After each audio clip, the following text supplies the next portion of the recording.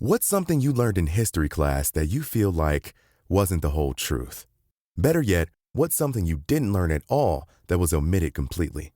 That's what I like to call redacted history. My name is Andre White, the host of the Redacted History Podcast, the place where history's forgotten events, heroes, and villains get their story told, one episode at a time. The Redacted History Podcast. Real history never dies. Stream the Redacted History Podcast on Apple Podcasts, Spotify, or wherever else you get your podcasts. Friends, if you've been using some of these scriptures as sexist bludgeons, I say unto you, go and sin no more. I saw what you did there. I saw Thank what you. you did. You Thank brought it around on just a full circle sort of thing. I had that one in my back pocket right there. Hey everybody, I'm Dan McClellan. And I'm Dan Beecher. And you're listening to the Data Over Dogma podcast, where we increase public access to the academic study of the Bible and religion and combat the spread of misinformation about the same. How are things, Dan? Things are going well. It's ladies' night here on Data Over Dogma because we are going to explore two Bible stories involving women, which is always an interesting moment. Neither of them have a name, which is common for Bible stories, I suppose. Yeah.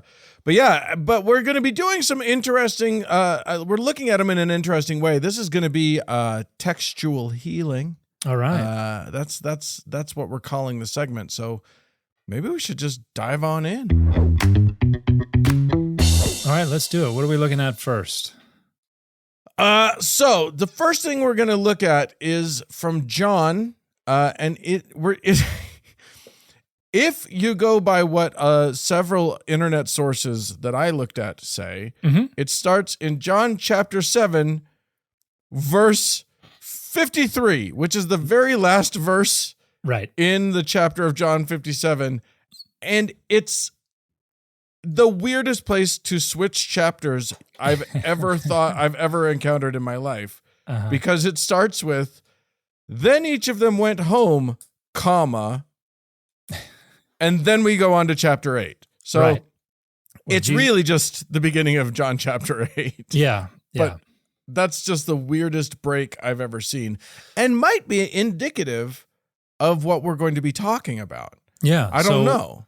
This is the famous story of the woman taken in adultery, caught in adultery, the pericope adultery, as some people who cannot pronounce Latin very well, such as myself, like to call it. This is the famous story where Jesus's opponents bring this woman and throw her on the ground before him, and then he doodles in the dirt of the temple floor. So it's been brought up before on our show, but this time we're actually going to talk in a little more detail about what's going on. And let me see if I can find how many verses are in here. So it looks like we've got 12 verses. Should we just go ahead and read through it first, just to kind of set the table? Or I mean, I don't know that we need to get all. We need to do the whole thing. Basically, we got Jesus. He's in the temple, right? All the people came to him and sat down, and he began to teach them. So when people argue that when the text says all, it means all. So this means every last person on earth came to Jesus. Literally, if you're a Bible literalist, then yes, all of the humans on earth came and sat at his feet in the temple in Jerusalem. Let me just make sure that's in the Greek. Yep. Okay, good. Good. So everybody on earth came. The scribes and the Pharisees.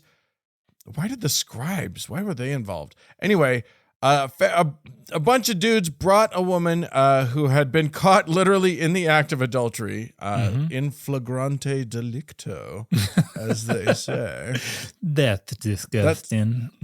And anyway, they apparently grabbed her out of the act, dragged her to Jesus, and demanded that the law of Moses says that they're supposed to stone such a woman. Right.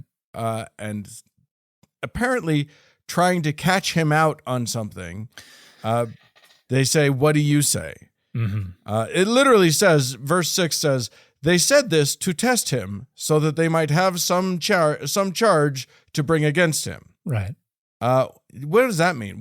So they're trying to catch him in a theological faux pas so that they can charge him with a crime, or what? Kinda. They're trying to catch him in between a rock and a hard place, force him to answer one of two ways. Either say, yes, she needs to be stoned, stone her, or no, she doesn't need to be stoned. And if he says yes, then they can go to the Romans and wag their fingers and say, see, he wanted to execute this woman, but we don't have authority to execute. That is unilaterally the prerogative of Rome. And so they could get Jesus in trouble with Rome. Okay. If he says, no, don't stone her, then Jesus is in trouble with the local authorities because he's denying the law of Moses. Then he's in trouble with Moses. Yeah, even though this obviously was not something that was practiced at the time. Okay. But it's basically they're trying to force him to choose one of two options, which they imagine either way will be helpful for them. And this is something that this is a frequent rhetorical ploy for the author of John, that they're trying to trick Jesus into either incriminating himself in regards to the Romans or in regards to the law of Moses. Yeah. Okay. So this is where Jesus, as you put it, doodles in the ground. Mm-hmm. We do not get to know what he wrote in the dirt with his finger. So and I have a theory about this, though. Oh, wow. And there are people like, oh, they wrote the names of all the people who were standing around, or he wrote their sins and they all were individually convicted. But there is another part of the Bible, and I think I brought it up on the show before, where we have suspected adultery, where we have the temple, where we have writing, where we have the dirt of the temple floor. Oh, I know exactly what this is. This is Numbers. This is Numbers 5, the sotah, the ordeal of bitter waters, where if the man suspects his wife of adultery, he can bring her to the priest, and the priest writes out a curse and scrapes the ink of the curse off into a pot full of water, and then takes dirt from the temple floor and chucks that in the pot as well. And then she has a line that she says, and then she's to drink the bitter water. And then if she's innocent, the text says she will conceive.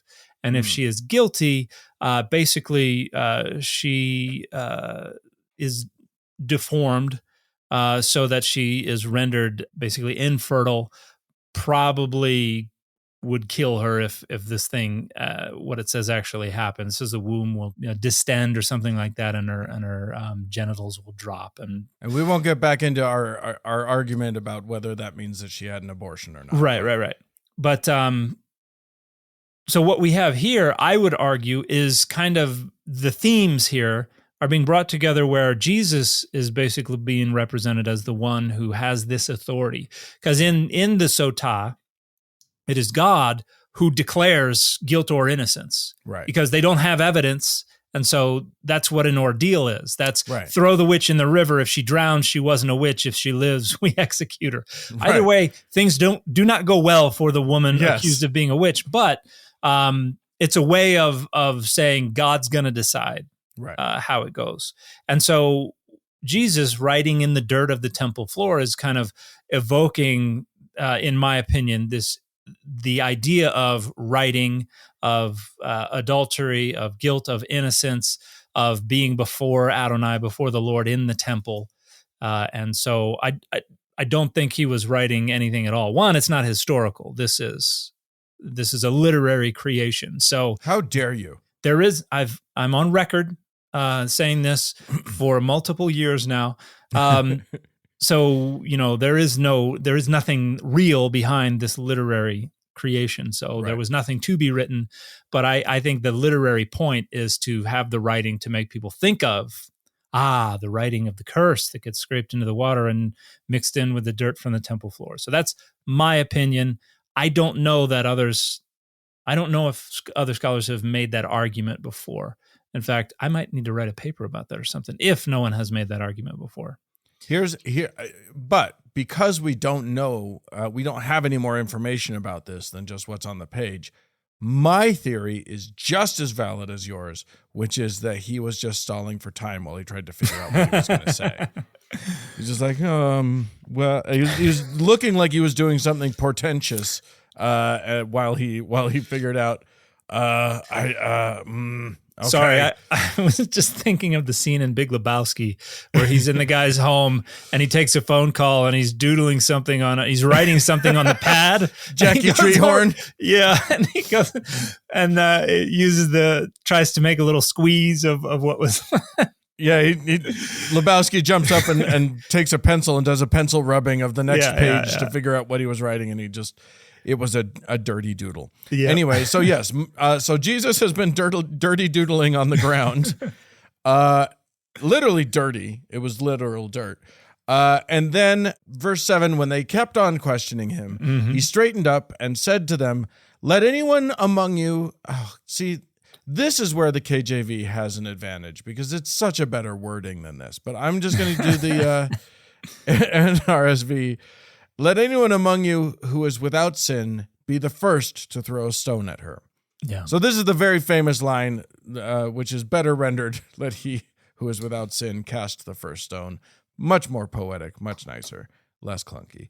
But very famous too, right? Right. And they all sort of disperse with a harumph. It says they were being convicted by their own conscience. Well, that's what KJV says. They went away one by one, beginning with the elders. Oh, it doesn't say anything about convicted. Oh, that must be, I bet that's part of the Textus Receptus that is not in the critical text. That's verse 9. And we're going to get to what's in what text soon. Anyway, yes. Then Jesus says, hey, the woman, he's left there alone with the woman. And he says, has no one condemned you? Meaning, did anyone throw a rock at you? And she says, no. And he says, neither do I condemn you. Go your way. And again, doing bad wording. And from now on, do not sin again, or go and sin no more, which is a much better wording. NRSV. Sometimes you can use the better wording if you want to, even if or the nicer sounding wording. Yeah, that is pretty clunky wording. Yeah. So anyway, that's the story. I think most people have heard that one. Most people that's that's one a of the most famous stories from the Bible. Yeah. Yeah, absolutely. But in your NRSV UE, what comes after the quotation mark? Two brackets. Two closing brackets. Closing brackets. Correct. Brackets which open up way back at John 7:53. Correct. Yeah, and there's a note there that probably says something along the lines of most ancient authorities lack or omit or something like that. Verse 7:53 all the way through 8:11. And I don't know why they needed to double bracket it. Were they worried that a single bracket just was insufficient to contain all of this stuff? I guess so. Maybe it doesn't stand out if it's a bracket. They might use brackets for like interjections and things like that in other parts of the text. You're right. Yes, there is a footnote that says the most ancient authorities lack blah blah blah blah blah. And talk about that. And what we're after here. When we say most ancient authorities, we mean every single authority before the 4th century CE. Now that's wow. And then many that come after the 4th century CE. But additionally, once it does start showing up in manuscripts, it's not in this spot in John. One of the early manuscripts that has it actually has the story in Luke. And then the other ones that have it in John have it in different spots in the gospel before it ultimately kind of settles in the location where we find it now. And there's a book called by Bruce Metzger called Textual Commentary of the Greek New Testament from 1971. And I highly recommend this book for anybody who has an interest in textual criticism of the New Testament. It basically goes through and where there are significant manuscript variants, you'll find anywhere from a sentence to a few paragraphs explaining what's going on there. And so they're actually 2 pages and then a few extra lines of 2 other pages discussing this variant. And it starts off, the evidence for the non-Johannine origin of the pericope of the adulteress is overwhelming. And then lists 1, 2, 3, 4, like 20 manuscripts that do not have this.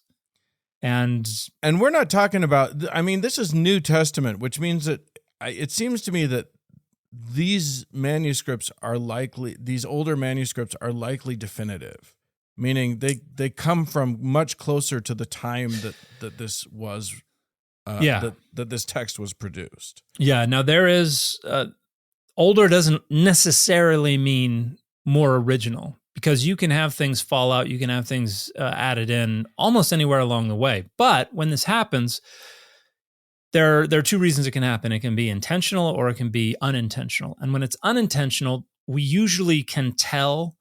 We usually have evidence that this has happened. For instance, there are cases where the scribe is reading, they move over to their other text where they write, and then they come back to the manuscript.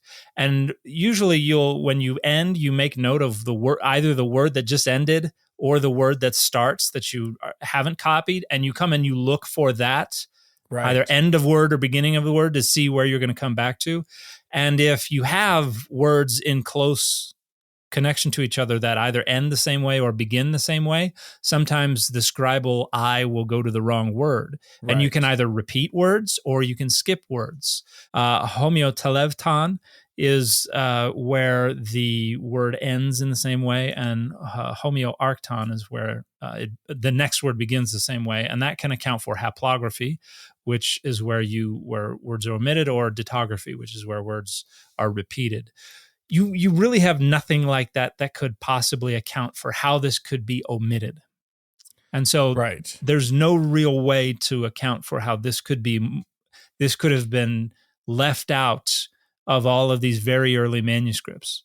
Right. And so from a text critical point of view, we're about as sure as we can be that this is something that somebody added later to a manuscript that did not originally have it. This is one of those funny moments where this is a beloved moment in the scripture. You know what I mean? This is a powerful story. I love this story in the scripture. So it's hard to let go of this, but so, it's so funny that we now see someone adding something that's really cool. I don't know what their motivation was for adding it. I'm guessing we don't even have any guesses as to who added it or what the motivation was or any of that sort of thing. No, we don't. There aren't any clues as to who could have been responsible for this. I think just somebody at some point came up with a story, though. There are probably numerous stories similar to this, in the sense of little one-off short stories about Jesus that were in circulation orally, and probably even in text around the 1st, 2nd, 3rd centuries that we never found out about and will never find out about. And this is probably just one of those stories that happened to work its way into one of the gospel texts, and because of how powerful it is thought to be, or that it is just stuck around. And even the NRSV UE, which we know this was not written by the author of John, is still leaving it in there. Right. I mean, they have the double brackets, but you can't cut this out without, breaking some hearts. Yeah. A lot of people would be upset about that. However,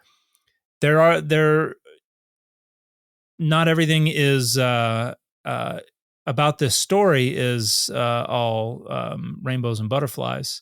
There's a wonderful book called Good Book by Jill Hicks Keaton, which we need to have her on the show. I talked to her about being on the show, and her book, Good Book, is about how particularly white evangelicals try to save the Bible to save themselves. In other words, they try to make everything about the Bible sound good. And she goes in and tries to show that there are lots of ways that a lot of these stories actually are not as good as we would like them to be. And there is a lengthy discussion about this pericope because it is still pretty misogynist, the way the story is told. Yeah, that's true. There's instance, no man brought in for taking adultery. the man is, he's on nothing wrong with what he's doing. Now, there's an argument to make that technically there might not be anything wrong if I don't think the story says, but if he were the married one, then there wouldn't really be an issue here. No, it would have to be her who was married, in which case, it would be a problem. But the law says that he should be stoned as well. So right, they're focusing only on her, and maybe he was just fast. They could only get her. They caught them in the act. Fleet of foot, you mean? Yes, that's what I'm saying. And he got away. He's what quick. Yeah. Okay. He managed. I mean, could have been in all the ways. He could have been quick in every way. But yes, I was going to say because it was in the act. There's a naked guy running around Jerusalem that they don't talk about in this story. But if we assume that either the author had more details in mind, or that the way the story was circulated, there were more details that accreted to it, she's not exonerated. Like Jesus is not saying, "Hey, you're fine." He says, "Hey, I'm basically, this is about me. This is about tricking me into, criminalizing myself to one group or another. You're a pawn in a story about me. Your life hangs in the balance as a pawn in a story about me." And there are other ways that Jill talks about how it's still a story deeply rooted in misogyny and patriarchy. Yes. And in a culture that treats the lives and the agency of women as superfluous, as expendable, as supplements and window dressing to a world that is by, for, and about men. So, it is. While it is a powerful story about forgiveness, it is still ultimately a deeply sexist one. Save some of the condemnation of misogyny for the second story we're going to handle on the show. Okay. Hey everybody, I first gave AG1 a try because it was becoming a hassle to try to keep up with all the vitamins and the minerals and the probiotics and things that I wanted to take every day so that I could feel my best. And since drinking AG1 daily, I've definitely felt like I've had more energy. I felt like I could be able to focus, and it has just been a lot more convenient. My day starts out with a routine that helps me stay focused on things. Yep, that's because AG1 is a foundational nutritional supplement that supports your body's universal needs like gut optimization, stress management, and immune support. Since 2010, AG1 has led the future of foundational nutrition, continuously refining their formula to create a smarter, better way to elevate your baseline health. And not only did I replace my multivitamins with AG1, but I love that every scoop also includes prebiotics and probiotics and digestive enzymes for that important gut support, and also vitamin C and zinc to support my immune health, which is something that I'm always worried about. Yeah, I recommend AG1 to all my family and friends because it is formulated based on the latest science and maintains the highest quality standards. And even my wife has started drinking AG1. She took all of my travel packs and tells me They'll do that. They will do that. Be careful. They will. And tells me that it has been a great support for her gut health. Yeah, my brother-in-law has become a rabid fan. So, you'll find that it's contagious. Anyway, if there's one product I had to recommend to elevate your health, it's AG1, and that's why I'm excited to welcome them as our partner. If you would like to take ownership of your health, it starts with AG1. Try AG1 and get a free 1-year supply of vitamin D3 D3K2, I can never say that, D3K2, and 5 free AG1 travel packs with your first purchase at drinkag1.com/dogma. That's drinkag1.com/dogma. Check it out. When Johann Rall received the letter on Christmas Day 1776, he put it away to read later. Maybe he thought it was a season's greeting and wanted to save it for the fireside. But what it actually was a warning, delivered to the Hessian colonel, letting him know that General George Washington was crossing the Delaware and would soon attack his forces. The next day, when Rall lost the Battle of Trenton and died from 2 colonial Boxing Day musket balls, the letter was found, unopened, in his vest pocket. As someone with 15,000 unread emails in his inbox, I feel like there's a lesson there. Oh well, this is The Constant, a history of getting things wrong. I'm Mark Chrysler. Every episode, we look at the bad ideas, mistakes, and accidents that misshaped our world. Find us at constantpodcast.com or wherever you get your podcasts.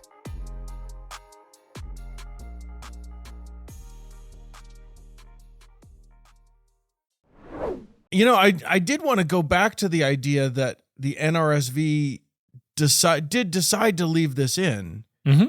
And the reason that I want to talk about that is because we've talked about other verses that they have chosen to exclude. Yeah. On the grounds that this was very likely not original to the text, and therefore we're going to exclude them. And we have evidence for, and I remember you talking about the seeing the thing in the margins. So we had a reason to know that it was a scribe interpolating something into the text. Yeah. Is that the reason why those are excluded and we don't have that degree of evidence, and why that's why they're leaving this in? Or do you think they're leaving it in just because it's beloved? I think they're leaving it in probably for 2 reasons. One is how long it is. It's not a single verse. I think it's 12 verses. And so that's a huge chunk. But yes, the other reason would be how beloved it is. Because you've got the lines you draw between what you leave in and take out can get pretty thin. And if you have the option of saying, we can always mark it off as something, then that's an easier decision to make. That makes the decision a lot easier, because you're giving up a lot to totally omit this story. And there's a degree to which Bible translations are also trying to represent the tradition in addition to just the text itself. Like the NRSV is the property of a colloquium of churches.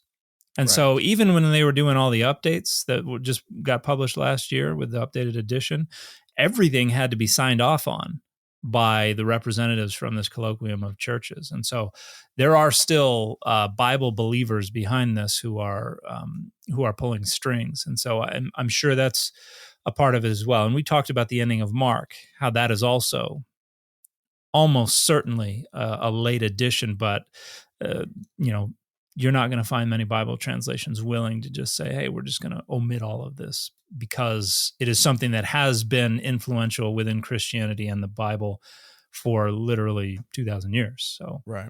I do think that in terms of omission versus leaving it in, it seems obvious to me, and you can sort of back me up or check me on this. It seems obvious to me that throughout the Bible, especially going back to the Hebrew Bible, there was clearly a tradition of leaving in of bringing in stories that they felt were worthy, and even if it wasn't true, or if it was an uplifting or a good story, or it illustrated something, there's a tradition of leaving that in or putting that in. And so it feels like, to some extent, even if this wasn't original to the author of John, it's in keeping with the ideas of good things belong in Scripture.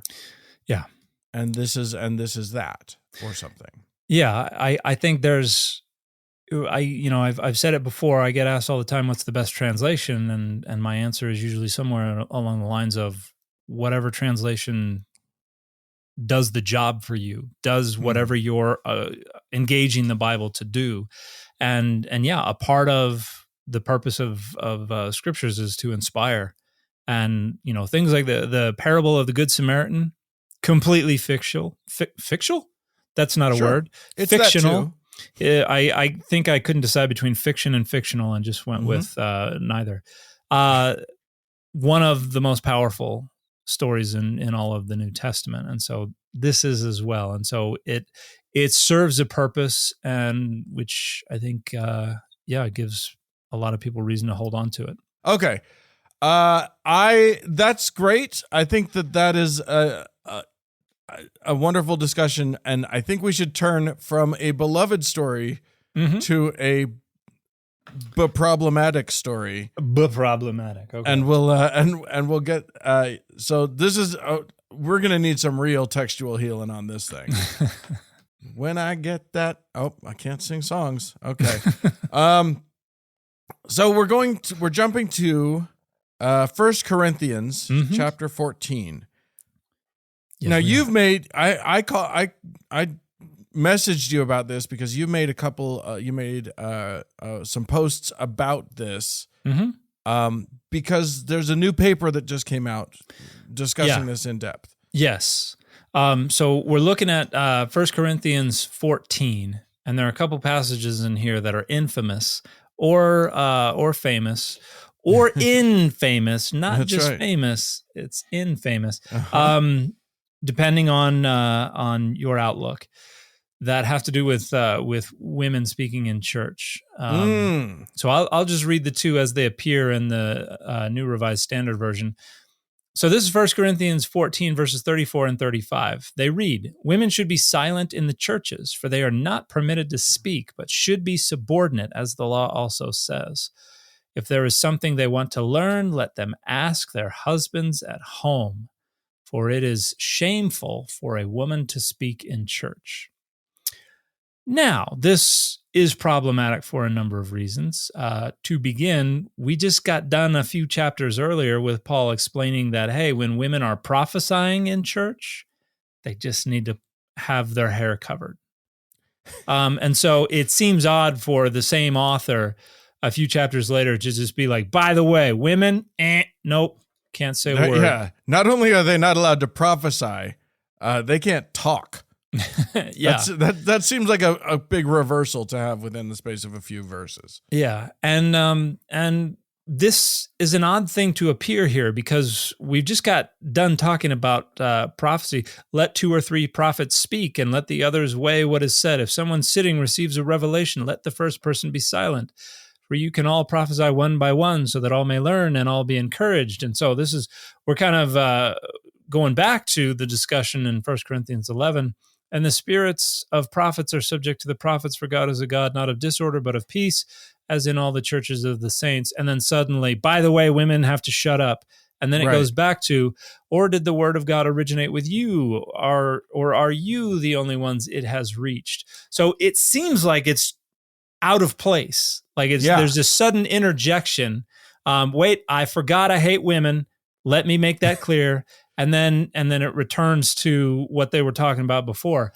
Because you're right. That's the section that's talking about if anyone speaks, and it's just sort of talking about keeping, the section in the NRSV UE has a section heading called orderly worship. And it's just sort of how to keep things from getting a little out of hand when let 2 or 3 prophets speak. But it starts out, what should be done then, my brothers and sisters? When you come together. In the NRSV, yeah. In the NRSV UE, it says that. However, in the Greek, it's adelphi, which is masculine plural, vocative. Now, in the Greek, if you were addressing a company of mixed gender, you would default to the plural, masculine plural, which is common in a number of languages. So it's including not actually English in some cases. Like I you would can say quibble with mankind and mean all of humankind. You, there is a tradition of that we've largely eschewed, but I mean it's there in our history. It's there, yes. And so it's not clear if this is speaking just about brethren or the brethren and the sistren. All right, but enough. we have translations that do that. The New English Translation does the same, brothers and sisters. The NRSV, UE does the same.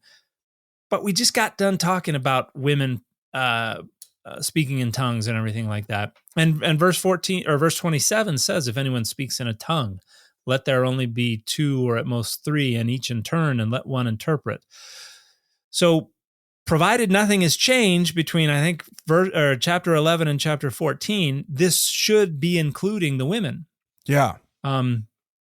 And then it's like, let's just make sure everybody is, they have their own seat and they're dressed the right way, and also, ladies, shut up. Yeah, and then make sure everybody's got a drink, and we want to make sure that it's cool enough in the bill.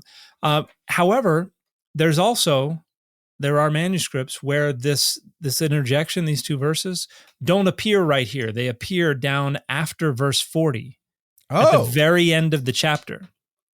So we have what I like to call textual instability. Okay. Which means it's not clear where exactly this was intended to go, which is frequently a sign that it is a late edition. Not every time, but the trend is in that direction. Just like we talked about with the woman taken in adultery. Initially, it's popping up in different places within John and even in different Gospels. And so here as well, it's in different parts. And we talked about scribes going back and skipping words or repeating words or things like that because they have what's called eye skips. Parablepsis is the $2 word for that. And that's where you go back to the wrong spot. Right. And sometimes words can be transposed for that reason. None of the words around this text can explain why it would be in one place versus the other. In other words, there's no good explanation for why a scribe would accidentally have moved it to the other place. And if it were just accidentally moved by a scribe, it would be the largest chunk of text ever known to have been transposed in a biblical manuscript. Because when we look at the woman taken in adultery, that's because they're trying to find a place to stick it. Once they've stuck it somewhere, it stays there. But there's no way there's not a good case to make for a scribe accidentally moving it from one place to the other, which is supportive of the conclusion that it was a late edition. Now, the reason I made these posts is because this paper that just came out by a scholar named Richard Fellows, and it's entitled The Interpolation of 1 Corinthians 14:34 through 35 and the Reversal of the Name Order of Prisca and Aquila at 1 Corinthians 16:19. And this is an open access paper. So maybe we can include a link to the paper in the show notes. So that anyone who wants to go read this paper for themselves can have quick access to it. Wouldn't it be great if I remembered to do that? I hope I do. Well, hopefully you'll get some emails. And Fellows here is not just making a stronger case that this is an interpolation. Like, people have been arguing for a long time that this is an interpolation. In fact, I've made videos where I've suggested that it's probably the consensus view. I don't have any robust data to indicate that. It's just that when I've seen scholarly discussions of this, it seems to me that the majority of scholars agree that this is an interpolation, or at least does not originate with Paul. But in addition to these verses, he argues that verse 37 has been changed as well. Verse 37 right now says, anyone who claims to be a prophet or spiritual must acknowledge that what I am writing to you is a command of the Lord. However, there are manuscripts, a number of manuscripts that just say that what I am writing to you is of the Lord. And NRSV UE has a footnote on the word command, and it says other ancient authorities lack a command. So what I am writing to you is of the Lord. Interesting. And this would, a command of the Lord would be uncharacteristic of Pauline writing. And so Fellows makes the case that this is also a late addition, probably by whoever added these two verses as a way to say women are not allowed to speak. Not only that, this is a command of the Lord, basically escalating the authority with which they say that women are not allowed to speak. So it's not just kind of touchy feely of the Lord, but no, this is a command of the Lord. Right. So, and then we've got this interesting case of 1 Corinthians 16:19, where Paul makes a reference to Prisca, which is a woman's name, and Aquila, which is a man's name. And these two people are mentioned a few other times elsewhere in the New Testament, but in every other occurrence, it is Prisca who is mentioned first and Aquila who is mentioned afterwards. Here in 1 Corinthians 16:19, Aquila is mentioned first and Prisca is mentioned afterwards. So this verse has the man mentioned first. Everywhere else, It's the woman who's mentioned first. And there is a lot of people understand Prisca to have been mentioned first because she was an authority within the church system, more so than Aquila. And so the alteration here, the switching of the two, is again probably by the same person who put these two verses in there, intended to be a way to undermine the ecclesiastical authority of women in the passage, to demote Prisca, to being under her man.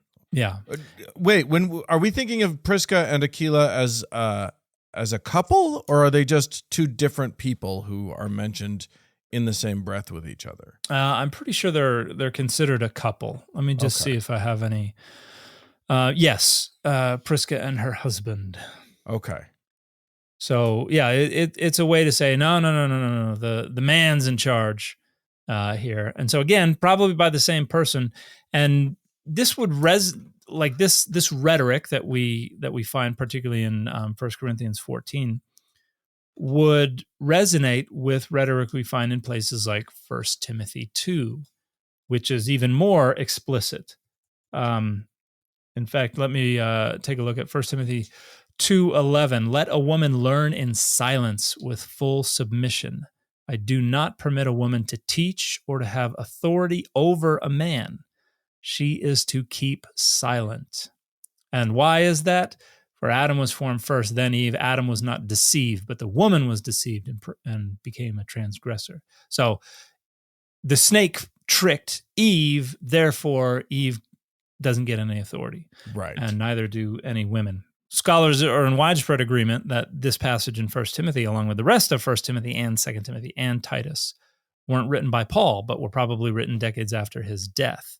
And so it makes sense that someone coming through later would be like, hey, man, let's get that misogyny in there and make these texts agree a little better about how we're in charge and women cannot be, even when it comes to mentioning Aquila before Prisca, which is funny because Prisca is mentioned first in the epistles of Timothy. Right.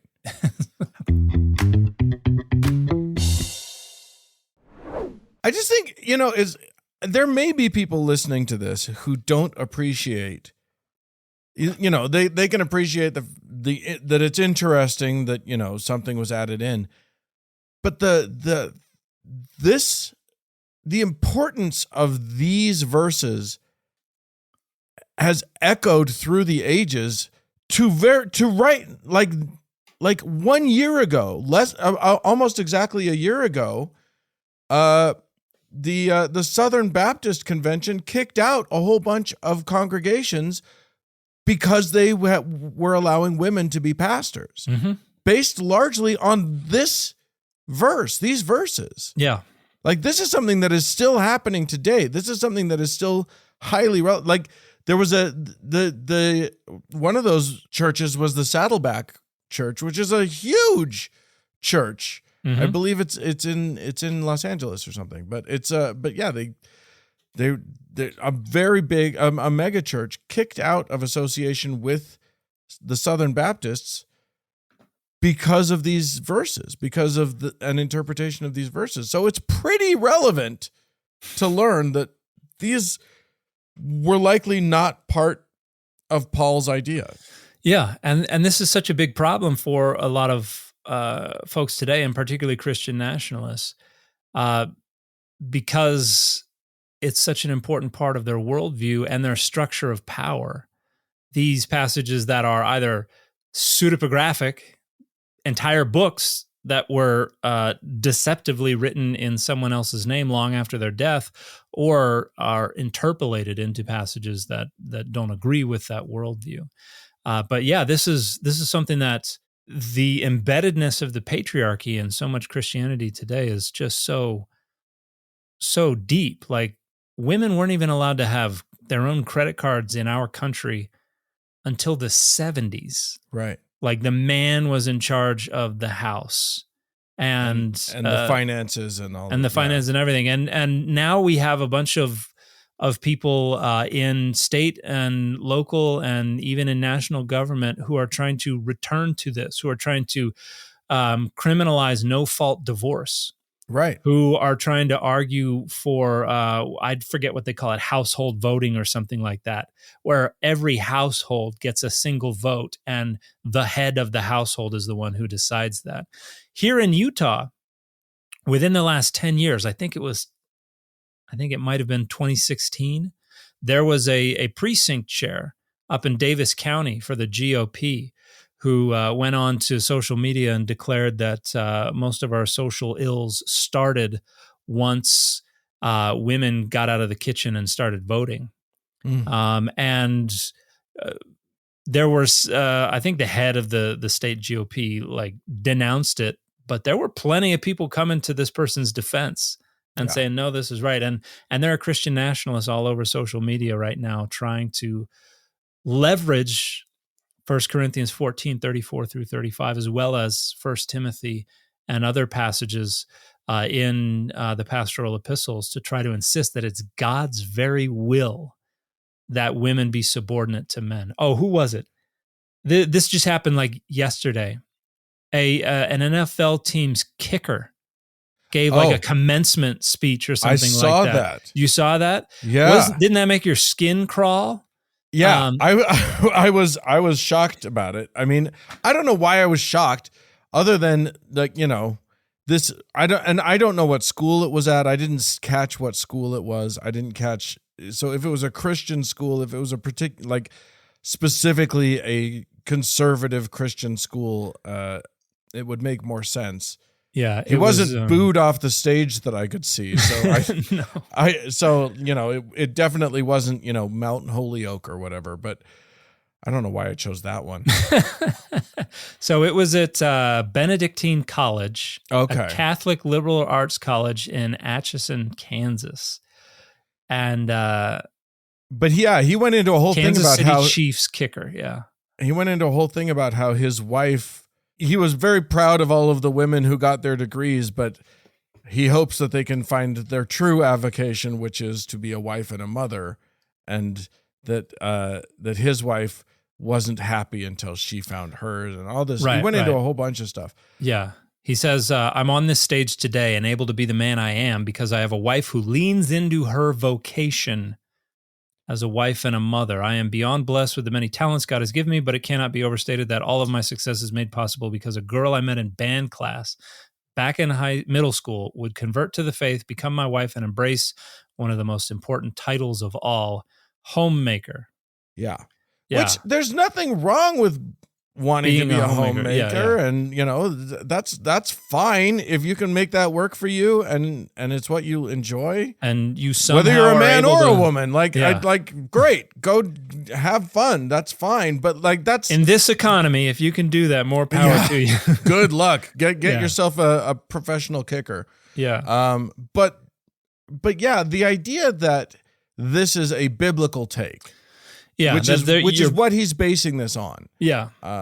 Is I mean, let's not be disingenuous here. That book has plenty of misogyny and plenty of patriarchy and 100%. all of that sort of thing. Yeah. But they're leaning so heavily on these verses that we've been talking about. And if these verses can be pretty confidently demonstrated to be not from Paul, at very least not from that source, we can't be too, just half an hour ago, I was saying that, how we might as well leave in stuff even though we know that it wasn't originally there. So I can't be too hypocritical about that. This was clearly, the expression of a prominent belief of the time, because it's an expression of a prominent belief of this time. So we can't, you know what I mean? We got to be real about that. But if you're leaning that heavily, if you're making major decisions for entire denominations of Christianity, and it might influence legislation. Yeah. Like if it has controlled women's access to power and resources and liberty, as it absolutely unquestionably has for thousands of years, it's important to get it right. I think it's safe to call that out as being sort of an unacceptable use of a spurious part of the book. And I think this reveals something disingenuous about a lot of people's approach to the Bible. It's unacceptable, not because God deems it unacceptable, but because their worldview is so deeply embedded in their understanding of themselves that it is just not acceptable to change it. Even if the message is, hey, guess what? You can still consider everything else God's word. You should be happy that we have discovered that, hey, it turns out this isn't actually part of God's word, depending on how you understand that. You can get rid of these passages now, and you can live in a freer, more equal society. And it's like, no, I prefer the less equal society. It's like there's no reason you can't say, okay, guess what? That's superfluous. We don't need it anymore. We're going to renegotiate our understanding of society based on what we have a better idea of as the actual genuine Bible. But I think because of inspiration, because of inerrancy, because of univocality, the house of cards of that worldview has to be held up, and no one card can be taken away. Right. Which shows that the concern is not for understanding what's true. The concern is for preserving the house of cards above all else. Yeah. Well, and especially when the preservation of the house of cards, especially when you're one of the ones living comfortably in that house of cards and becoming rich because of that house of cards. There are people, men, who are deeply devoted to maintaining this, this misogynist, patriarchal worldview. Yeah, and so they lean on those verses to as their support structure for that.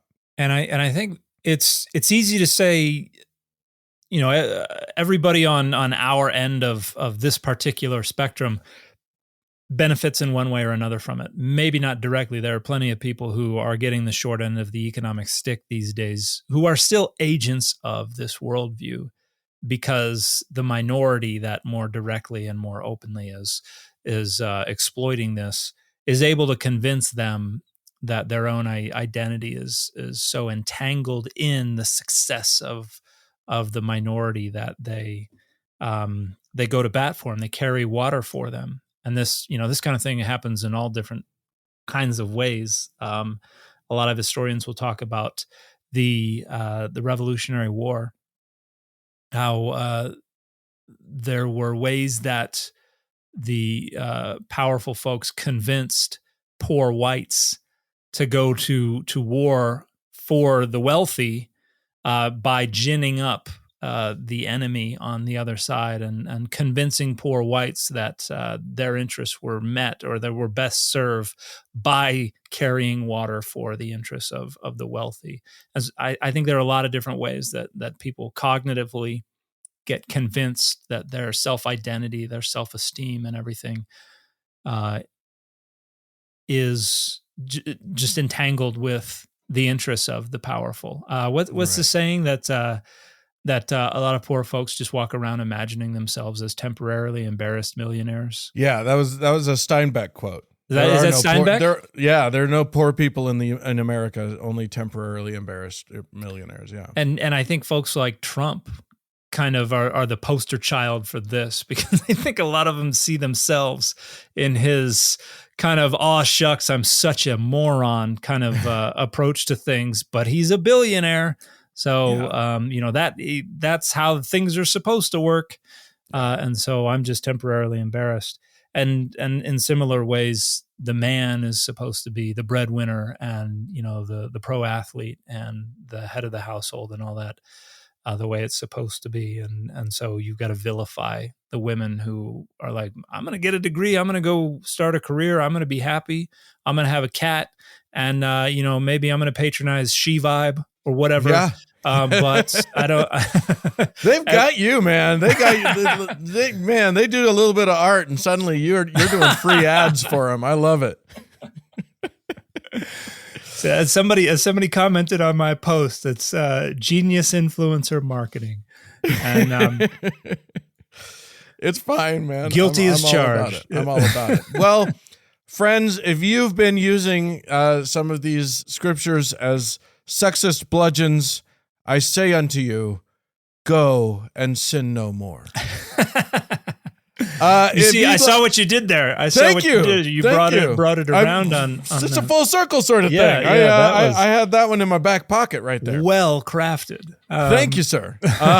And this is not to exonerate Paul either, because Paul was deeply problematic in other ways. But Paul's a jerk in other places. That's fine. And deeply sexist in a lot of ways. But at least in this instance, it probably wasn't Paul who said these things. It was probably someone coming through later making all kinds of changes because, I don't know, he was caught in the friend zone or something like that for too long and decided he was going to take it out on whoever was letting churches meet in her home or something. Oh my gosh. Like Ancient incels. I don't like it. I don't like As somebody said earlier, being caught in a friend zone is only a bad thing if you don't see women as valuable friends. Right. So, yeah, exactly. I'm delighted to be in many friend zones. Anyway, well, if you would like early access and ad-free access to every one of our episodes, as well as access to the patrons only after party, you can go to patreon.com/dataoverdogma to become one of our patrons. For as little as $5 a month will get you the early and ad-free show. $10 a month will get you the bonus content. More money than that per month will get you a warm, good feeling in your heart. You can give as much as you want, is what I'm trying to get at. Thanks so much to all of you for tuning in. If you would like to reach us, contact at dataoverdogmapod.com is the way to do that. And we'll talk to you again next week. Bye, everybody. Data Over Dogma is a member of the Airwave Media Podcast Network. It is a production of Data Over Dogma Media, LLC, copyright 2024, all rights reserved.